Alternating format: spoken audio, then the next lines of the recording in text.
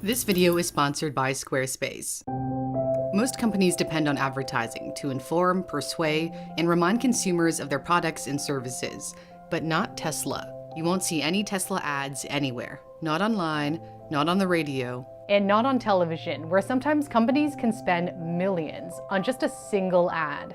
Norway, coming for you. It's unclear how much General Motors spent on the Super Bowl commercial, but the going rate for a 30-second spot is $5 million.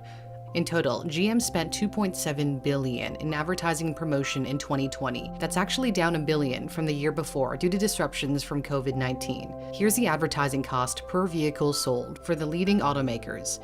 Genesis, part of the Hyundai Motor Company, dished out $2,000 per vehicle in 2019, whereas Tesla spent 14 cents, incurring costs from promotional activities rather than traditional advertising. So why does Tesla not run ads?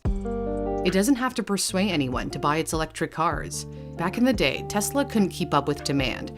There was no need for advertising. Thank you to everyone that ordered the car. We love you. Customers had to wait years to get the car they ordered, like the $35,000 Model 3, its most affordable model yet.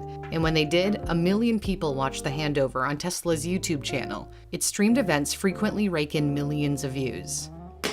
Oh my. Well, maybe that was a little too hard. The Cybertruck unveil, where a steel ball shattered the armored glass, also apparently helped smash sales.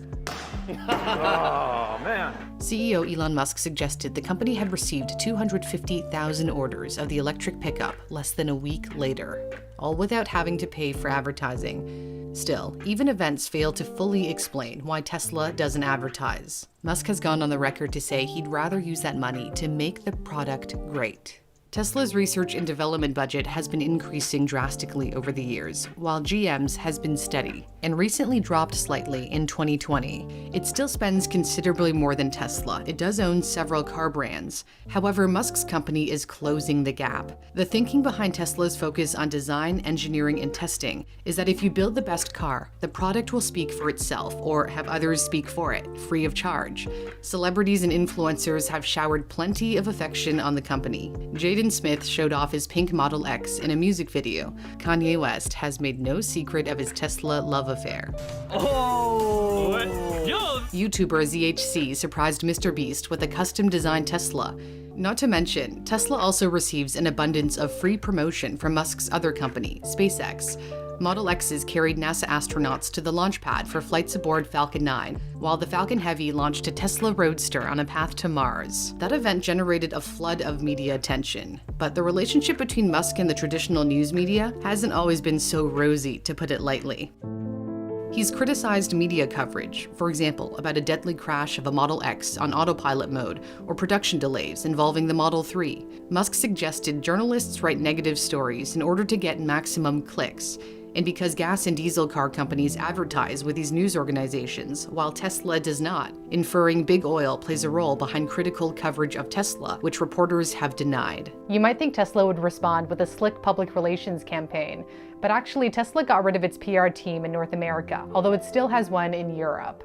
While most companies use their PR departments to communicate information to journalists, Tesla appears to be cutting out the journalists in favor of communicating directly with the public via social media. Musk's belief in the power of social media is so strong that he once hired a meme maker as Tesla's social media manager.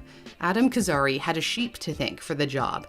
He caught Musk's attention after tweeting out a photo of this absolute unit when he worked at a British museum. It went viral, and for some reason, Musk ended up changing his profile picture to that of the big fluffy fella, which generated even more chatter online. His 50 million follower count on Twitter is far greater than that of the leading automotive companies combined. He often replies to people asking for help, like the time singer Sheryl Crow got stuck in a parking lot with a dark Tesla display.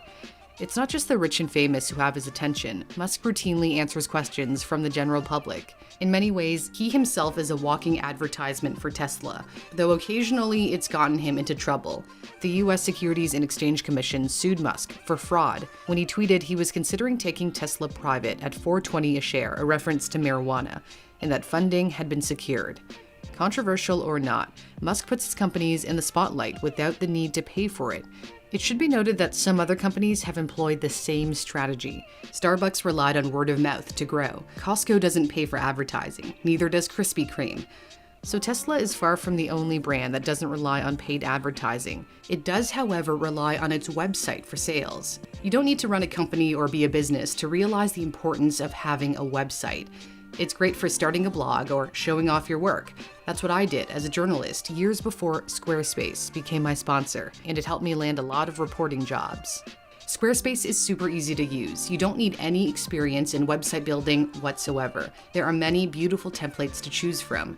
You can try it out for free for a couple of weeks by heading to squarespace.com/newsthink. The link is in my description. And when you're ready to launch, use my discount code NEWSTHINK to save 10% off your first purchase of a website or a domain.